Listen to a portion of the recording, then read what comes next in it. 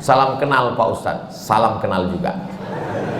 Saya dari Saudi Arabia. Ada orang sholat 60 tahun, tidak ada satupun sholatnya yang diterima, karena mereka tidak meluruskan ruku dan sujud. Ruku dan sujud yang bagaimana yang benar itu Pak Ustadz Somad? Irji ila salatika fa innaka lam tusalli. Ulangi salatmu karena salatmu tidak sah. Sahabat itu pun mengulangi salatnya. Irji ila salatika fa innaka lam tusalli. Ulangi salatmu karena salatmu tidak sah. Sahabat itu pun mengulangi salatnya. Irji ila salatika fa innaka lam tusalli. Ulangi salatmu karena salatmu tidak sah. Dia pun mengulangi salatnya. 3 kali dia ulang. Akhirnya setelah dia ulang 3 kali, gimana yang benar itu ya Rasulullah? Kata Nabi, hatta tatma'inna raki'an. Kalau kau rukuknya tumakninah. Makna tumakninah 2. Yang pertama, ada tempo tenggat waktunya. Seminim-minimnya rukuk 1 kali tasbih. Subhana rabbiyal azimi wa bihamdih. Walaupun 1, tapi dibaca itu ada tumakninahnya. Subhana rabbiyal azimi wa bihamdi. Kenapa orang sholat nggak ada tumakninahnya? Seperti pohon bambu di tepi sungai ditiup angin, karena nggak dibaca di mulut. Allah Akbar, Allah Akbar, Allah Akbar, Allah Akbar, Allah Akbar. Pas ditanya, kenapa kau sholat cepat betul? Maaf, nama saya Valentino Rossi, pembalap, pemuda berbadan gelap. Yang kedua, kenapa tidak ada tumakninah? Tidak benar rukuknya.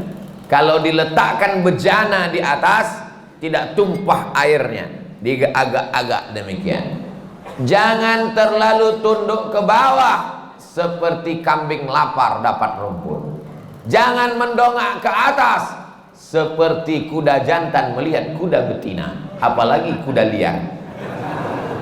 Maka dia harus diagak-agak, dikira-kira. Jadi makna tumakninah 2, gerakannya dan waktunya.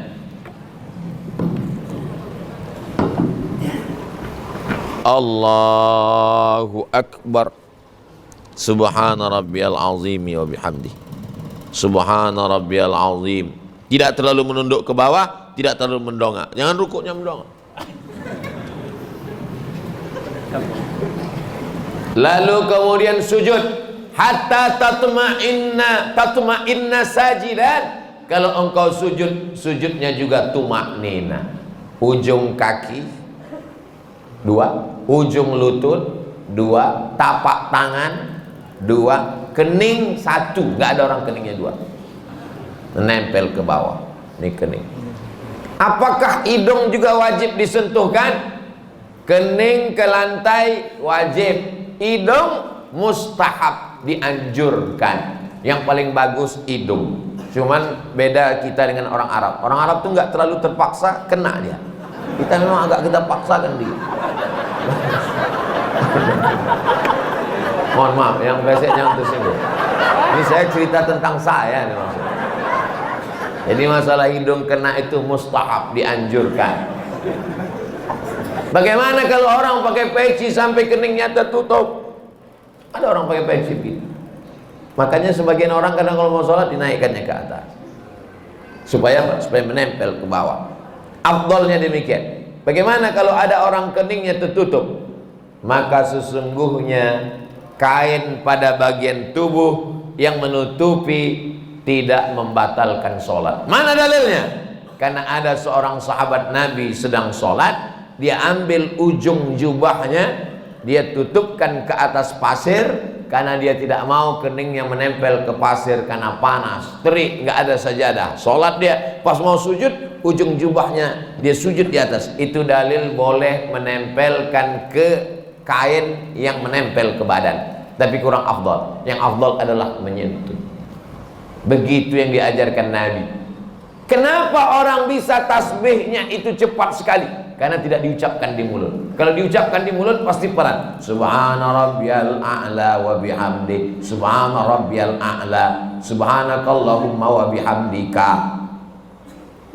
Tasbih kita pelan itu karena diucapkan. Subhanallah, subhanallah, subhanallah, subhanallah. Jadi kalau ada bapak ibu lihat ada orang cepat sekali, itu karena nggak diucapkan.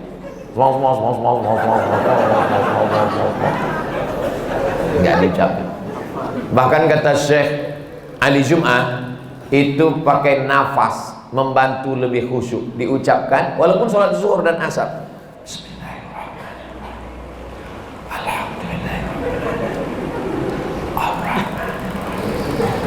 Pakai nafas dan diucapkan. Apakah Nabi itu kalau sholat mulutnya bergerak? Ditanya kepada sahabat Nabi namanya Khabbab ibnul Arad. Ya Khabbab, ya. Nabi itu kalau sholat mulutnya bergerak. Ya. Dari mana kamu tahu? Bittirabi lihiyatih. Aku lihat jenggot Nabi bergoyang. Kenapa jenggotnya bergoyang? Karena dagu dan rahangnya bergerak. Ini ada orang sholat mulutnya nggak bergerak sama sekali,